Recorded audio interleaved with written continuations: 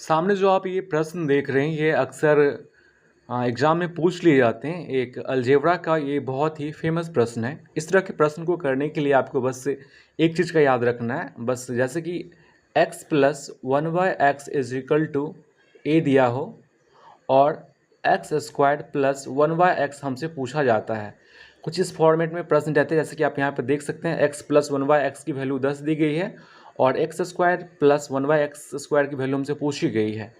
तो इस प्रश्न को करने के लिए हमें क्या करना है, ए स्क्वायर माइनस 2, इस चीज़ को आप याद रखेंगे इस प्रकार के प्रश्न को करने के लिए। तो जैसा कि यहाँ पे देख सकते हैं, यहाँ पे ए की वैल्यू दी गई है 10, तो हम इस प्रश्न को सॉल्व करेंगे अगर, तो यहाँ पे एक्स स्क्वायर प्लस 1/x की वैल्यू अगर निकालेंगे हम इस प्रश्न में, तो ए की वैल्यू दी गई है 10, तो यहाँ पे क्या हो जाएगी 10 का स्क्वायर माइनस 2। तो अगर आप 10 का स्क्वायर करते हैं तो ये हो जाएगा 100 माइनस 2, यानी कि इस प्रश्न का फाइनल आंसर हो जाएगा 98।